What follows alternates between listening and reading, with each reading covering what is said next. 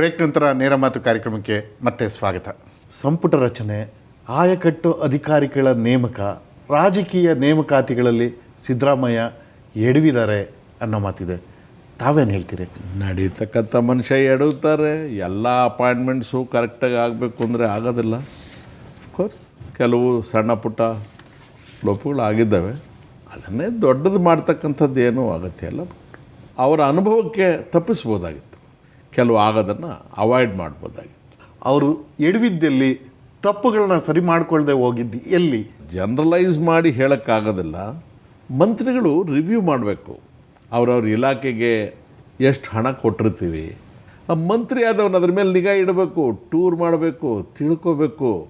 Review ನನ್ನ ಇಲಾಖೆಗೆ ಎಷ್ಟು ಕೊಟ್ಟಿದ್ದಾರೆ ಹಣ, ಯಾವ್ಯಾವುದಕ್ಕೆ ಕೊಟ್ಟಿದ್ದಾರೆ, ಸಾಕಾಯ್ತಾ, ಜಾಸ್ತಿ ಆಗಿದೆಯಾ, ಸಪ್ಲಿಮೆಂಟ್ರಿ ಡಿಮಾಂಡ್ಸ್ ಕೊಡಬೇಕಾ, ಖರ್ಚಾಗದೆ ಉಳಿದಿದ್ರೆ ಯಾಕೆ ಉಳಿದಿದೆ, ಯಾವ ಊರಲ್ಲಿ ಕೆಲಸ ಆಗ್ತಾ ಇಲ್ಲ, ಎಲ್ಲಿ ಕೆಲಸ ಆಗಿದೆ, ಇದೆಲ್ಲ ಅವ್ರ ಕೆಲಸ. ಅವ್ರು ಮಾಡ್ತಾ ಇದ್ದಾರಾ ಇಲ್ವ ಅಂತ ಇವ್ರು ನಿಗಾ ವಹಿಸ್ಬೇಕು. ಐ ಥಿಂಕ್ ಅಲ್ಲಿ ಸ್ವಲ್ಪ ಎಲ್ಲೋ ಒಂದು ಕಡೆಗೆ ಆ ಚೈನ್ ಏನಿದೆ ಅದು ಲಿಂಕು ಸರಿಯಾಗಿ ಆಗಿಲ್ಲ. ಸುಮಾರಷ್ಟು ಜನೋಪಯೋಗಿ ಕೆಲಸಗಳು ಸರ್ಕಾರ ಆದೇಶ ನೀಡಿದ್ರೂ ಕೂಡ ಲೈಸನಿಂಗ್ ಆಗಿ ಆಚರಣೆಗೆ ಬಂದಿಲ್ಲ. ಬೋರ್ಡ್ನಲ್ಲಿ ಇನ್ಫಾರ್ಮೇಷನ್ ಡಿಪಾರ್ಟ್ಮೆಂಟ್ ಅವ್ರ ಮುಖಾಂತರ ಬೋರ್ಡ್ನಲ್ಲಿ ಬರ್ಸಿದ್ರೆ ಜನರಿಗೆ ಅರ್ಥವಾಗಲ್ಲ. ಜನರಿಗೆ ಅದು ತಲುಪಿದಾಗಲೇ ಜನ ಅದನ್ನು ಮೆಚ್ಚತಕ್ಕಂಥದ್ದು. ನಡೆಯೋಕ್ಕಾಗದೇ ಇದ್ದವರು, ಕಿವಿ ಕೇಳದೇ ಇದ್ದವರು, ಕಣ್ಣು ಕಾಣದೇ ಇದ್ದವರು, ಕಚೇರಿಗೆ ಬರದೇ ಇದ್ದವರು, ಕನಿಷ್ಠ ಕ್ಯಾಬಿನೆಟ್ ಮೀಟಿಂಗ್ ಅಟೆಂಡ್ ಮಾಡದೇ ಇದ್ದವರು ಕೂಡ ಸಂಪುಟದಲ್ಲಿ ಮುಂದುವರೆದಿದ್ದಾರೆ. ಇದರಿಂದಾನೇ ಸರ್ಕಾರಕ್ಕೆ ಹೆಸರು ಬರ್ತಾ ಇಲ್ಲ, ಕಳಂಕ ತಡ್ತಾ ಇದೆ ಅನ್ನೋ ಮಾತಿದೆ. ಸಾರ್ವಜನಿಕ ಜೀವನದಲ್ಲಿ ಗುಟ್ಟು ಅನ್ನೋದು ಹೆಚ್ಚಿರೋದಿಲ್ಲ.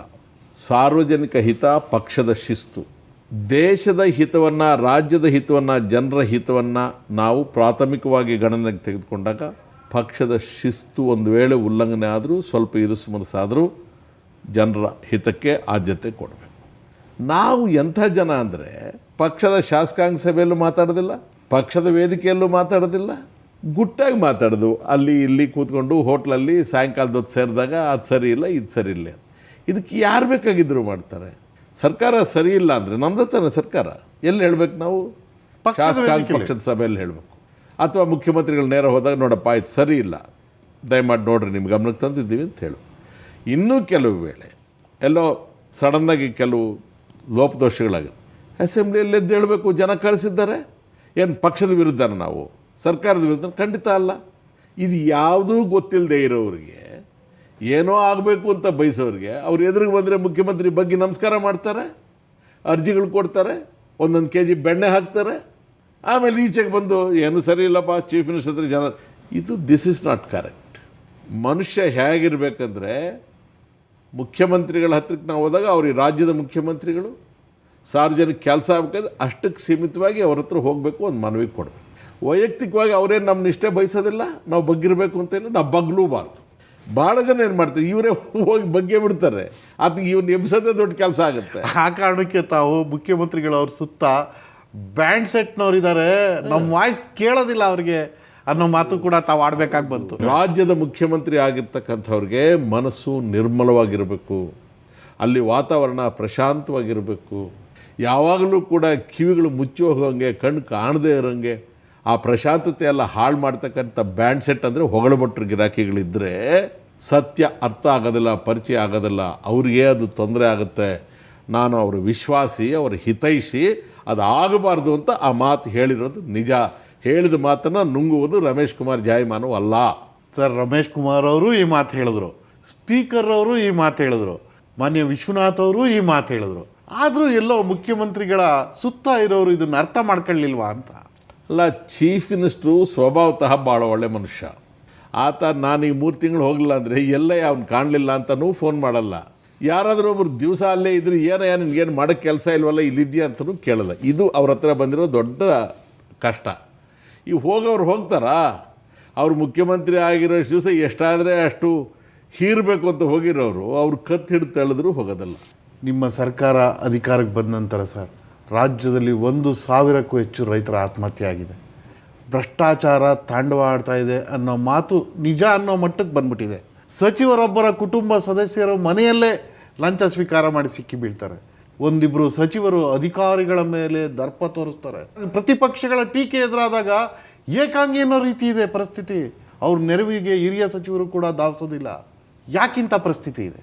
ಹಿರಿಯ ಸಚಿವರು ಯಾಕೆ ರಕ್ಷಣೆಗೆ ಬರೋದಿಲ್ಲ ಅಂತಂದರೆ ಅವ್ರಿಗೆ ಇಶ್ಯೂನಾದರೂ ಅರ್ಥ ಆಗಿರಬೇಕು, ಅವ್ರ ಸಭೆಯಲ್ಲಾದರೂ ಅಲ್ಲಿ ಇರಬೇಕು, ಅರ್ಥ ಮಾಡಿಕೊಂಡು ಎಲ್ಲ ಪರಿಚಯ ಇದ್ದು ಅಲ್ಲಿ ಎದ್ದು ಹೇಳಬೇಕಾದ ಅವ್ರ ಕರ್ತವ್ಯ. ಕಲೀಗ್ಸ್ ಆಗಿರ್ತಕ್ಕಂಥವ್ರು ನಮ್ಮ ಲೀಡರು, ನಮ್ಮ ಟೀಮ್ ಲೀಡರು, ನಮ್ಮ ಸರ್ಕಾರದ ಮುಖಂಡ ಆದ್ಮೇಲೆ ಹೇಳ್ತಿದಾರಲ್ಲ ಅಂತ ಜವಾಬ್ದಾರಿಯಿಂದ ಮಾಡಬೇಕು.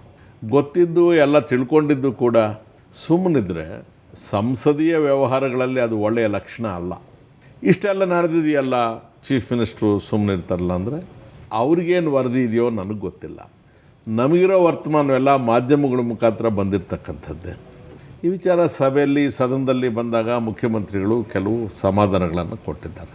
ಎಲ್ಲೋ ಒಂದು ಕಡೆಗೆ ಪ್ರತಿಪಕ್ಷಗಳವರು ಕೂಡ ಇಂಥ ವಿಚಾರಗಳನ್ನು ಪ್ರಸ್ತಾಪ ಮಾಡ್ತಕ್ಕಂಥ ಸನ್ನಿವೇಶದಲ್ಲಿ ಹೆಚ್ಚು ಸಮರ್ಥನೀಯವಾಗಿ ಮಾಡಲಿಲ್ಲವೇನೋ. ಒಂದು ತಪ್ಪಾದರೆ ನೇರವಾಗಿ ಅದನ್ನು ಮರುದಿನ ಕ್ಷಮೆ ಕೇಳುವಂಥ ಒಂದು ಔದಾರ್ಯವನ್ನು ಕೂಡ ಸಿದ್ದರಾಮಯ್ಯನವರು ಯಾಕೆ ತೋರಿಸ್ತಾ ಇಲ್ಲ? ಅದನ್ನು ಯಾಕೆ ಸಮರ್ಥನೆ ಮಾಡ್ತಾರೆ? ಸಹಜವಾಗಿ ಕೆಲವು ಸನ್ನಿವೇಶಗಳಲ್ಲಿ ಉದ್ವೇಗಕ್ಕೆ ಒಳಗಾಗ್ತಾನೆ. ಹಾಗಾಗದೆ ಹೋದರೆ ಅವನು ಮನುಷ್ಯನೇ ಅಲ್ಲ.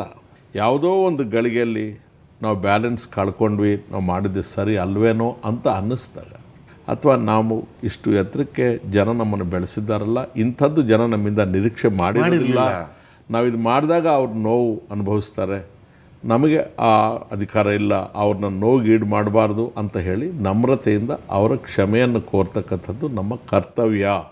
ಜನರಿಗೆ ಕ್ಷಮೆ ಕೇಳಬೇಕು, ಹೇಳಬೇಕು, ಈ ಥರದ ಕಷ್ಟ ಬಂದಿದೆ, ಇಡೀ ರಾಜ್ಯಕ್ಕೆ ಬಂದಿದೆ, ದಯಮಾಡಿ ನನ್ನೊಟ್ಟಿಗಿರಿ, ಈ ಕಷ್ಟದಲ್ಲಿ ನೀವು ನನ್ನ ಕೈ ಬಿಡಬೇಡಿ, ನಾನು ಅಲ್ಲಿಗೂ ನನ್ನ ಶಕ್ತಿ ಮೀರಿ ಪ್ರಯತ್ನ ಮಾಡ್ತೇನೆ, ನಾವು ಈ ಕಷ್ಟನ ಹಂಚ್ಕೋಬೇಕು, ಸುಖನೂ ಹಂಚ್ಕೋಬೇಕು, ಕಷ್ಟ. ಅವಾಗ ಏನಾಗುತ್ತೆ, ಜನರು ಭಾವುಕರು, ಭಾಳ ಒಳ್ಳೆ ಜನ, ಹೌದು ಸರ್ಕಾರಕ್ಕೆ ಕಷ್ಟ ಇದೆ ಅಂತ ಹೇಳಿ ಪರಿಸ್ಥಿತಿ ಅರ್ಥ ಮಾಡಿ ನಾವು ಅದು ಏನನ್ನೂ ಹೇಳದೆ, ಏನನ್ನೂ ಮಾತಾಡದೆ ಜನರಿಗೆ ಅದನ್ನು ತಿಳಿಸೋ ವಿಧಾನ it is very very important.